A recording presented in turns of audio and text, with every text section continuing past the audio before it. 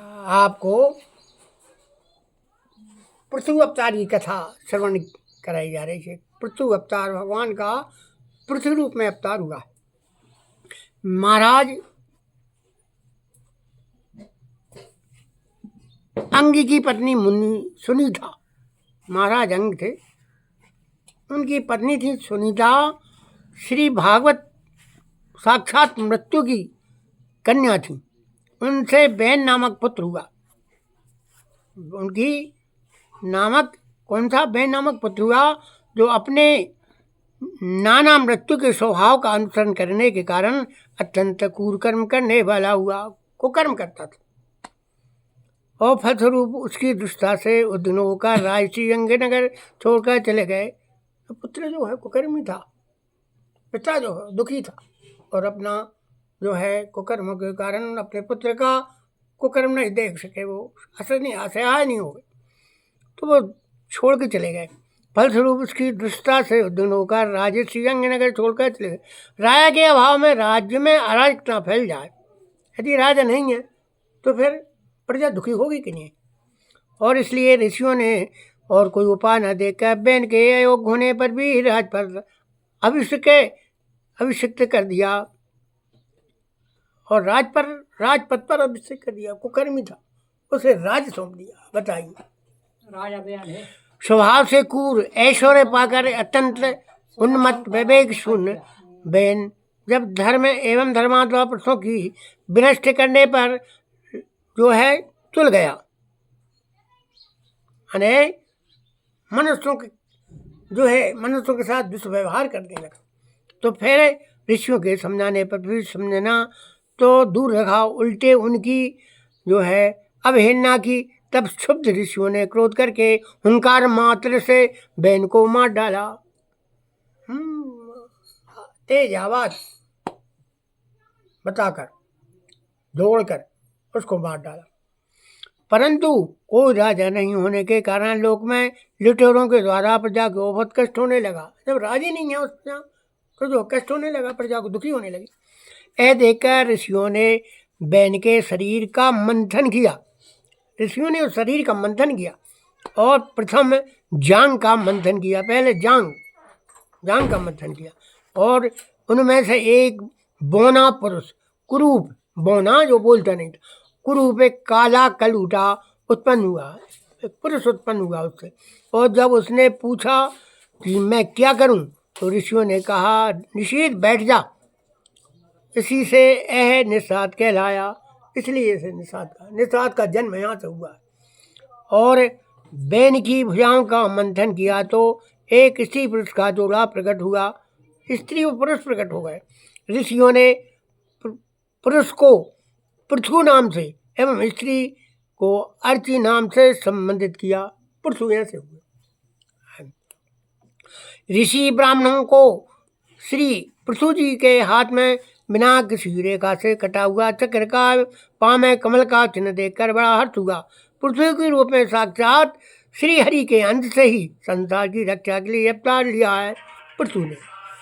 जो और अर्ची के रूप में निरंतर भगवान की सभा में रहने वाली लक्ष्मी जी ही प्रकट हुई है। तुम साक्षात लक्ष्मी।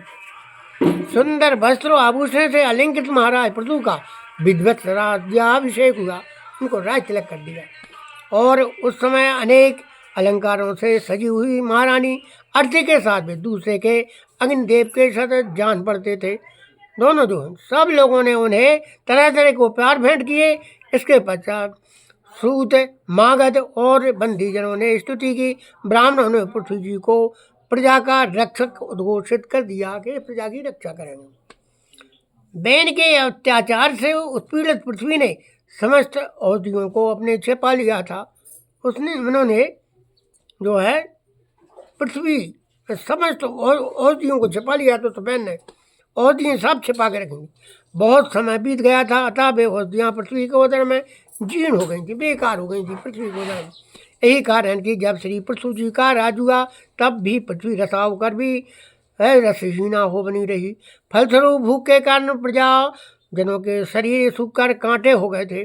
उन्होंने अपने स्वामी पृथु के पास आकर कहा। तब पृथु जी ने क्रोध में भरकर पृथ्वी को लक्ष्य कर बाण चढ़ाया, पृथ्वी को बाण चढ़ाया पृथ्वी ने। पृथ्वी प्रथम तो डर कर गोरूप धारण कर भागी, परंतु कहीं भी बचाव न देखकर पृथ्वी जी की शरण में आ गई। पृथ्वी जी के शरण में आ गई वो। तब पृथ्वी जी ने पृथ्वी के साके से गौरूप धारणी पृथ्वी का दोहन किया, जिससे पुत्र पुनः सभी अन्न और औषधियाँ प्रकट हो गई। फिर पुनः प्रकट हुई औषधियाँ भगवान की जो है।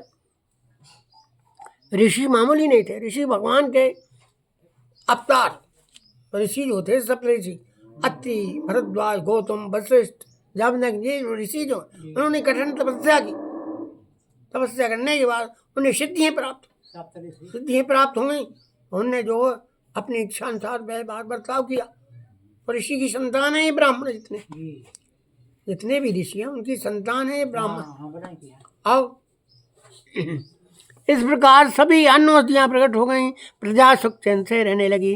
परम धर्मात्मा पृथ्वी जी ने भी अश्वमेध यज्ञ करने का संकल्प कर 99 यज्ञ पूर्ण होने पर जब सोचे अश्वमेध यज्ञ का प्रारंभ किया तो इंद्र ने अपना सिंहासन जाने के बहुत विघ्न किया। अश्वमेध यज्ञ कर डाला उन्हें। क्या हुआ? इंद्र दंड हो, मेरे सिंहासन नहीं छिन जाए, इंद्र वजह में। फिर क्या हुआ? इंद्र का वध करने के लिए उद्देश्य पृथ्वी जी को जो बाजकों ने यज्ञ में क्रोध को अनुचित बताकर सौम्य मंत्र बल से बलपूर्वक इंद्र को अग्नि में हवन कर देने का निश्चय किया। अग्नि में इस प्रकार लोग श्रेष्ठा जगत पिता में ब्रह्मा जी ने ब्राह्मणों को समझाकर रोका। ब्राह्मणों को समझाया कि ऐसा मत करो। और पृथ्वी जी का 100 यज्ञ करने का जो आग्रह था उनसे निवृत्त होकर इंद्र से संधि करा दी। महाराज पृथ्वी के 99 यज्ञों से ही यज्ञ भोक्ता यज्ञ भगवान विष्णु को भी बड़ा संतोष हुआ। वे देवराज इंद्र के साथ लेकर पृथ्वी जी के सामने प्रकट हुए। इंद्र भगवान स्वयं पृथ्वी के सामने प्रकट हो गए। अपने ही कर्म से लज्जित इंद्र पृथ्वी जी के चरणों में गिरना ही चाहते थे। पृथ्वी जी के चरणों में गिरना चाहते इंद्र। फिर क्या हुआ? पृथ्वी जी ने उन्हें हृदय से लगा लिया और भगवान का दर्शन कर पृथ्वी जी निहाल हो गए। आंखों में प्रेमाश्रु, शरीर में रोमांच और हृदय में उमड़ा हुआ आनंद सागर है श्री। उस समय पृथ्वी जी की अवस्था। उन्हें हाथ जोड़ भगवान की स्तुति की। भगवान ने पृथ्वी जी के गुणों का सराहना करते हुए वर मांगने को कहा। अब पृथ्वी जी बोले, पृथ्वी जी क्या कह रहे हैं? उनसे कहा कि तुम वर मांगो, तुम मेरी शरण आ गए हो तो वर मांग लो। तो न काम्ये नाथ तद्द्रव्यम कुचन्नेत्रयुष्म चरणाम मुजा स्वभाव मैत्राम अंतर्दान मुखचितो विधस्य करणायुत मेघ बेवरा। मुझे तो उस मोक्ष पद की भी इच्छा नहीं है। वे कहने लगे मुझे मोक्ष भी नहीं चाहिए। हाँ वो कोई लालसा नहीं, मुझे मोक्ष भी नहीं चाहिए। और जिसमें महापुरुषों के हृदय से उनके मुख द्वारा निकला हुआ आपके चरण कमलों का मकरंद नहीं, जहाँ आपकी कीर्ति कथा सुनने का सुख नहीं मिलता है। इसलिए मेरी तो यही प्रार्थना कि आप मुझे 10,000 कान दे दीजिए, जिससे मैं आपके लीला गुणों की सुनता ही रहूं।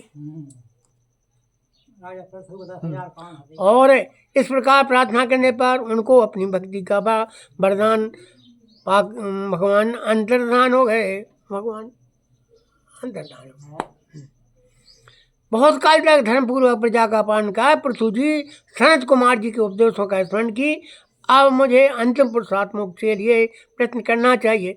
पृथ्वी का भार पुत्रों को सौंपकर अपनी पत्नी सहित तपोवन को चले गए और वहां जाकर भगवान सनत कुमार ने जिस परमोत्कृष्ट आध्यात्म की शिक्षा दी उसी के अनुसार पुरुषोत्तम शरीर की आराधना करने लगे। अंत में भगवान के श्री कमलों का चिंतन करते हुए ब्रह्म स्वरूप में लीन हो गए। भगवान के स्वरूप में लीन हो गए। और ऐ देखा महाराज पृथ्वी की पतिव्रता पत्नी अर्ची ने चिता बनाई और अपने पति के साथ सती हो गए। ऐसी पत्नी और परम साध्वी अर्ची को इस प्रकार अपने पति वीरवर पृथ्वी का अनुगमन करते देख मैं सहस्त्रों वरदानी देवों ने अपने अपने पत्नियों के साथ उनकी स्तुति की। वहाँ देवताओं के बाजे बजने लगे। देवांगना उनको पुष्पवृष्टि की। ओम राजिनी राजतीति राजाया स्वनाम सफलीकृता ददोय वसुधाम बीजम तस्मै श्री पृथ्वे नमः। बोलिए श्री कृष्ण भगवान की जय। श्री राधे श्री राधे राधे राधे श्री राधे श्री कृष्ण राधे श्री राम राधे श्री श्याम राधे घनश्याम राधे श्री राधे श्री राधे राधे राधे श्री राधे। बोले श्री कृष्ण भगवान की।